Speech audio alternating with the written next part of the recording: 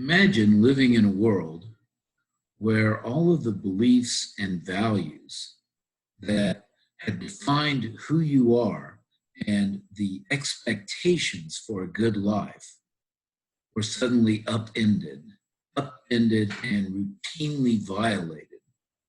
Imagine a world in which all of the people that you respected and all of the uh, um, advantages of living the so-called good life suddenly were disadvantages and suddenly were people known as outcasts. Imagine a world in which you yourself, for holding on to traditional values and beliefs about human nature and virtue, were suddenly out of favor, and you yourself persecuted for holding on to those values.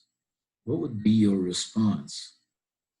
What would be the philosophical concept regarding your response to this situation? How would you react to what appears to you the easy dismissal of traditional values and beliefs and notions of human nature by the powerful, the masses, the religious or morally sanctified? This was the life that Jean-Paul Sartre experienced and observed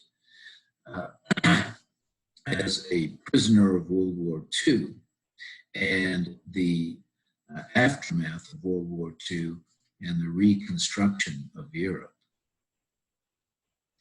This is part of his justification, part of what led Jean-Paul Sartre to embrace what became known as existentialism and became its leading advocate.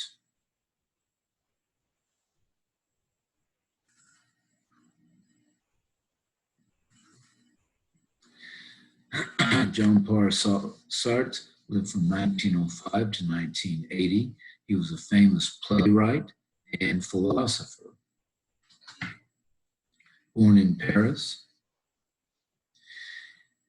and after attending prestigious schools and universities, teaching at a prestigious school, became a prisoner of World War II. He embraced the subsequent peace movements, and generally, as a result of his existentialist philosophy, rejected many of the values and beliefs that sought to, he felt, define him in the way that pre-World War II he would have sought. As I said, he was best known for his existentialist philosophy. Existentialism can be in some way described as living the subjective truth, that is, living one's own defined truth rather than the predefined truths, values, and beliefs of others. The basic tenets of existentialism, the most important of which is existence precedes essence. That is, we must first understand that our existence is all that we can really embrace. All other concepts, ideas of human nature, beliefs that are supposed to define our lives, all of those are those essential qualities of our existence are matters of choice. We choose to define ourselves in one way or another. All we can really rely on as reality is our own existence. The absurdity of life. What kind of life do we have in which there are no values or beliefs, there is no human nature predefined? There is no goal, no function to which we can ascribe the parameters of our life. Consider this absurdity. The chair that you're now sitting on has more to define it than you do.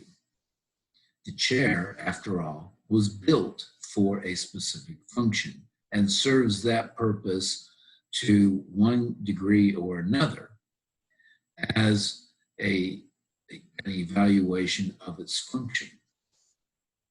However, you cannot even define yourself to that extent.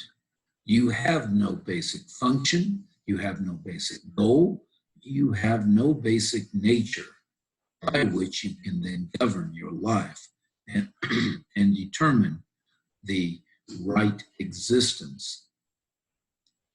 You must choose, and whatever you choose, be aware that it is your choice.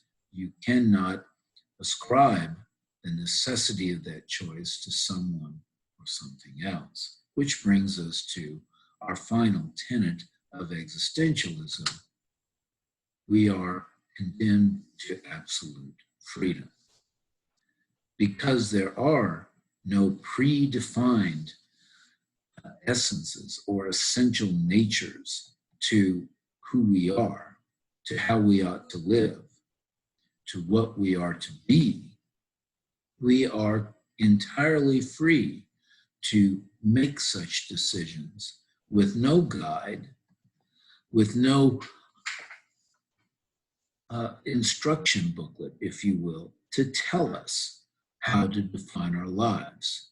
Every decision is entirely a matter of free choice, a matter of free will. Now, why would Sartre and other existentialists characterize us as condemned to absolute freedom? And again, it goes back to this notion of the absurdity of life. Without any guide, without any predefined nature, how can we make such a choice? How can we justify such a choice? How can we make excuses for a choice that we regret? Thus, every moment of our lives is a matter of choice that we are condemned to have to make, and yet given no guide, no advice or suggestion as to how to make it, since accepting any advice or suggestion is in and of itself a choice that we made.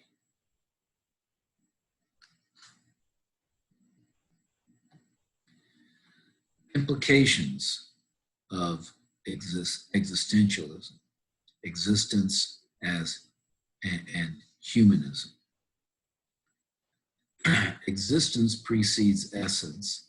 That is, it begins with the subjective choice for each one of us. Thus, there is no external force or substance to which we can rely or point to define our lives.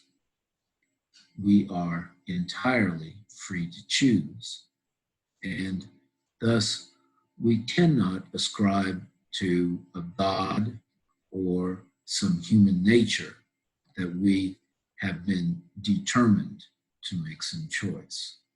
We are entirely free.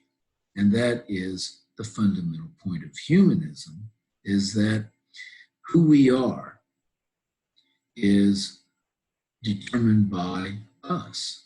There is no God to define who we are, what our function is, what our goals are, how we ought to live our lives.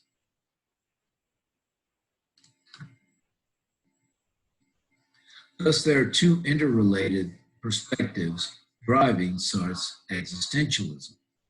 First, existence precedes essence. As I've already said, existence precedes essence merely states that there are no predefined qualities that we can appeal to by which to live our lives. All we have is our own consciousness to guide us, a consciousness that's merely aware of its choices, but not able to embrace any kind of definition by which to make those choices. We are conscious, first and foremost, of our choices and nothing else.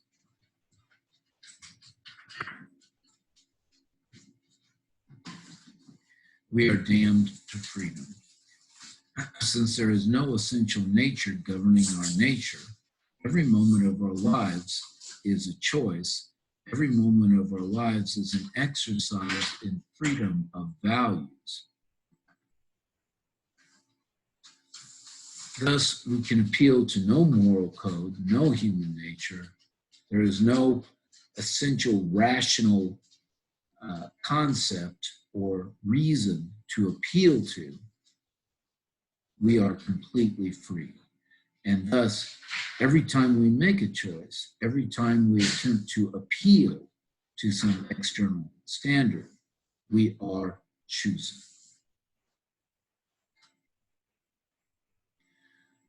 We are faced with then the terror and anguish of having to choose without any kind of guidance by which to choose. We are alone in our choices.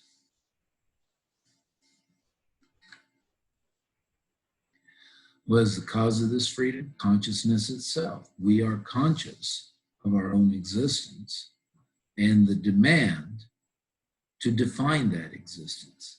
We are conscious of the fact that we can point to nothing in particular by which to define our existence, and yet the necessity of that choice.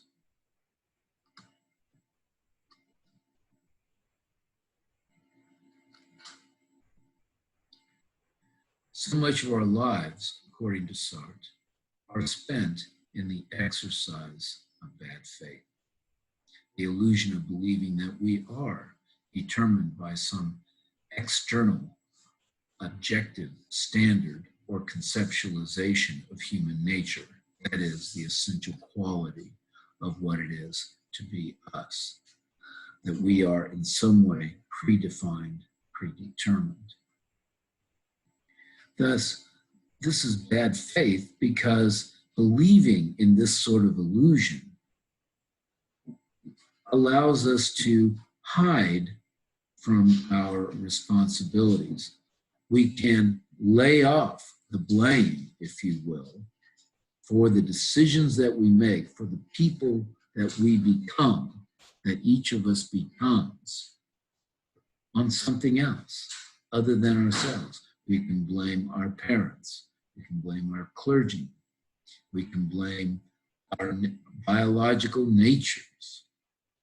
We can blame the universe. All of that, according to Sartre, is merely trying to hide from the fundamental and only reality that all we really know is that we exist. And anything else we choose. And as such, we must take responsibility for that choice, acknowledging that at every moment of our existence, it is a choice.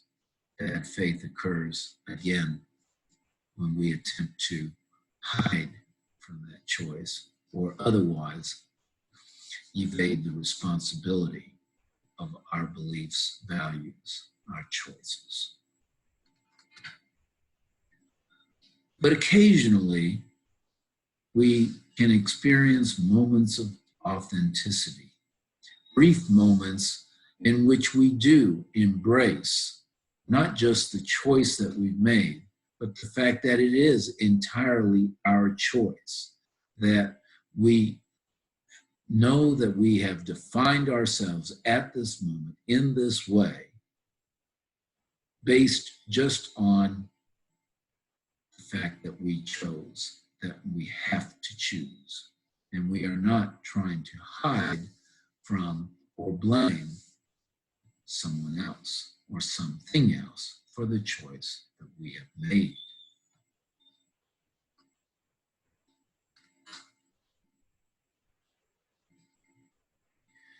This is opposed to the traditional Christian and other religious notions of God as creator. That is, understood as humans as created, thus have built into us a design, an essential set of qualities that define who we are and how we are to live. Many atheists even ascribe to some notion of human nature or basic concept of who and what we are, by which we are to define ourselves, even as the existentialist argues that no such qualities exist other than as a choice that we make in every moment, and we are responsible, therefore, that choice. Thus, atheistic existentialism claims that humans exist before any conceived essence or concept of what it is to be human, and that is the central idea of existentialism, as we've been talking about. And thus, however we define ourselves at any moment is merely by an act of will, out of the necessity of having to define ourselves. Thus, the ultimate responsibility for those choices rests on us. And any values that we ascribe or proscribe our lives around are entirely created by us.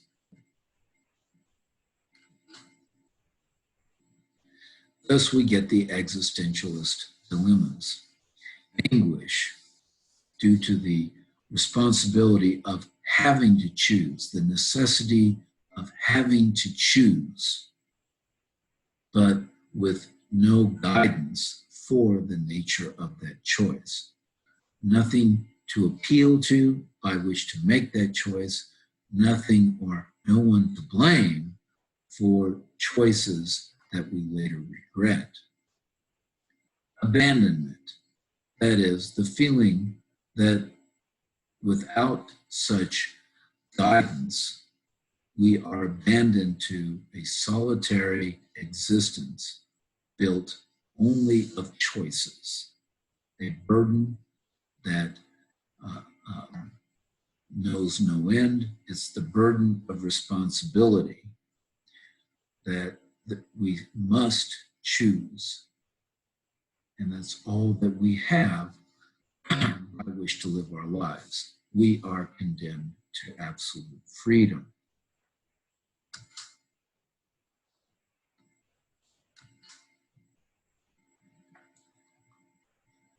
So, three fundamental characteristics of existentialism. Truth is the call for our subjective existence to precede any concern for essence. The only fundamental truth that we can hang on to is that we do exist and that we must choose the nature of our existence moment to moment.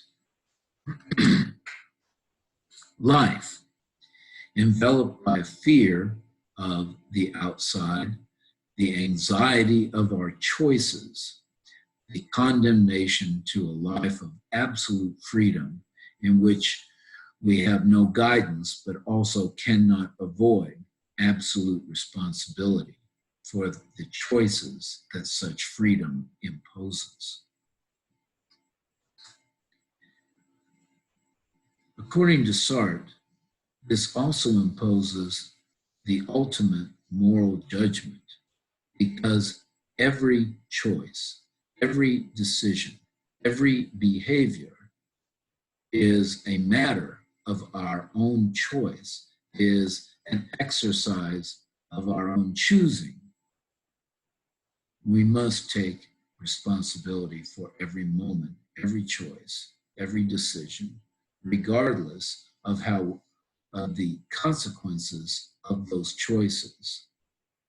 Thus, there is nowhere to hide from that responsibility. There is nowhere to hide from the moral judgment that accompanies that responsibility.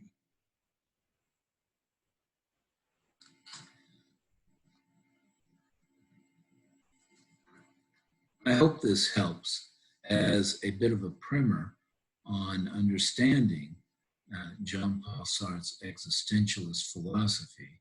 There is, of course, far more in the way of detail for this philosophy, and thus I strongly advise you to continue reading the assigned material and whatever other reading that you can find that can better help understand and elaborate on this important philosophical position and philosophical approach to the particulars of the observations that Jean-Paul Sartre and others have made about our lives.